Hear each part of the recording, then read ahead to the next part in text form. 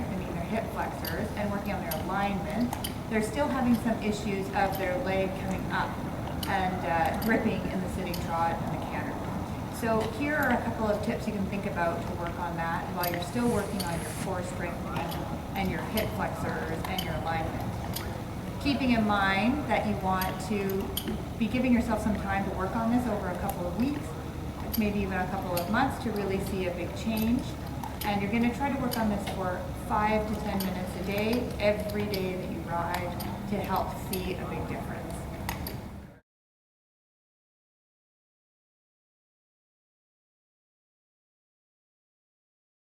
So the first tip is to check your stirrup length. If your stirrups are too long, you'll find that even though you feel good in the walk, without enough angle in your hip and your knee, your leg will just slowly draw up and you'll end up gripping. You may even lose your stirrups or end up pointing your toes down.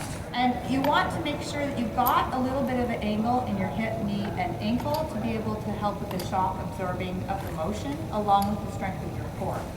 So if you're not sure how your stirrup length is, try shortening the hole and see if you can then have an easier time keeping your leg down. The second tip is to check your saddle. Does your saddle fit you? If your saddle is a little bit too big, you'll end up sitting, your seat will be in the place where you're supposed to sit, but your legs will want to be out in front of you.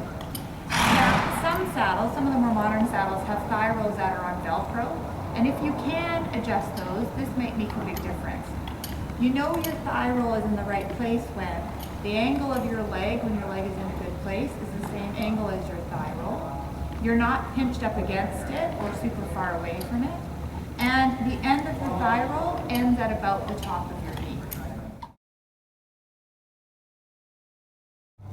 The last thing you're going to check with your saddle is the saddle fit to the horse.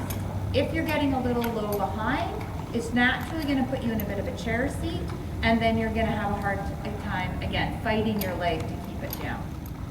Once you have checked all of those things and you're sitting in a good place and your saddle fits, here's an exercise you can do in the saddle to help keep your leg down.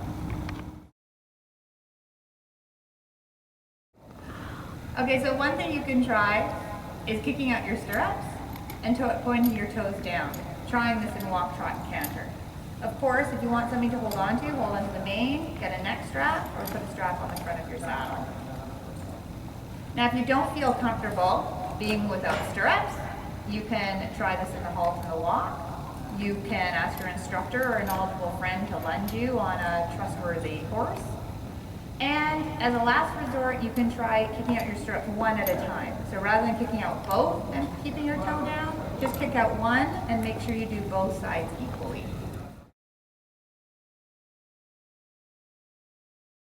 So if you really don't feel comfortable kicking out your stirrups, go back to the exercise of standing straight up and feeling like you can stay down your leg that way.